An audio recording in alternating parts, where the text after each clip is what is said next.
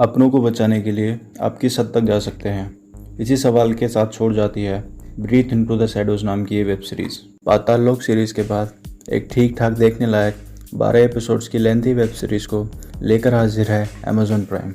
इस सीरीज़ का ये दूसरा सीज़न है, जिसका पहले सीज़न की कहानी से कोई लेना देना नहीं है।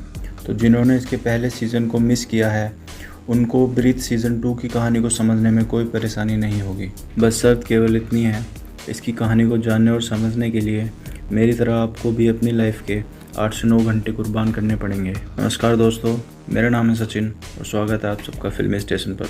कहानी है डॉक्टर अविनाश सब्रवाल और उसके परिवार की, जो अपनी बीवी आभा और अपनी 6 साल की बेटी सिया के साथ रहता है। डॉक्टर अविनाश की ज़िंदगी उस दिन अचानक बदल जाती है जब एक मिस्टीरियस मास्क मैन उसकी 6 साल की बच्ची को किडनैप कर लेता है। किडनैपर सिया को जिंदा रखने के लिए कुछ लोगों को मारने की डिमांड डॉक्टर अविनाश से ऐसा रैंसम करता है। किडनैपर्स की डिमांड को पूरा करने और सिया की ज़िंदगी को बचाने के लिए डॉक्टर अविनाश कुछ मर्डर्स को अंजाम देता है। इस सीरियल किलिंग को रोकने और इन्वेस्टिगेट करने के लिए एक शॉर्ट टेम्पर्ड और गुस्सैल कोप कबीर सावंत को अपॉइंट किया जाता है। वहीं कबीर सावंत, जिसकी लड़ाई एक तरफ तो खुद के ही टेम्पर से है, वहीं दूसरी तरफ सीरियल किलर से।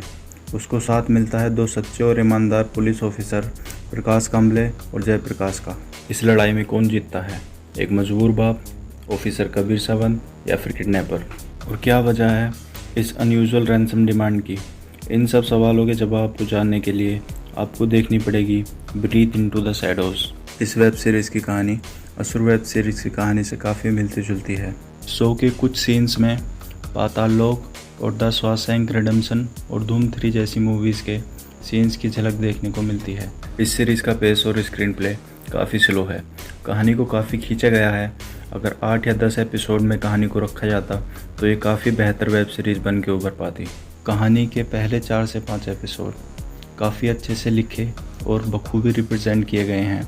बाकी के एपिसोड कहानी में सिर्फ इसलिए हैं ताकि आप अविनाश के पास्ट में हुए इंसिडेंट को जान सकें और उनको कहानी के साथ रिलेट कर सकें, क्योंकि पूरी कहानी अविनाश के पास्ट लाइफ में हुए इंसिडेंट्स पर डिपेंड करती है।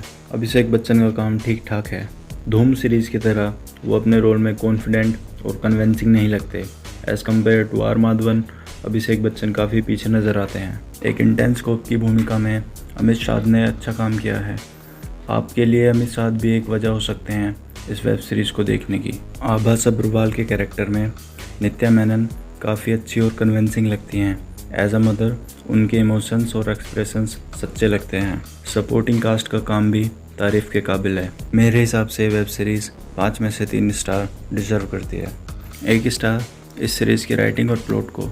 कहानी का पेस काफ़ी स्लो है बट राइटिंग दमदार और इंटरेस्टिंग है। 1 स्टार डायरेक्शन और बैकग्राउंड स्कोर को, जो स्टोरी में आपका इंटरेस्ट बनाए रखते हैं। 1 स्टार एक्ट्रेस की परफॉर्मेंसेस को, जो अपनी दमदार एक्टिंग से स्लो फेस की इस कहानी से आपको जोड़े रखते हैं। ये सीज़न पिछले सीज़न से कमज़ोर और लेंथी है बट देखने लायक है। मेरे हिसाब से ये 1 टाइम वॉच कैटेगरी में आता है। If you find this video helpful, please hit the like, share and subscribe.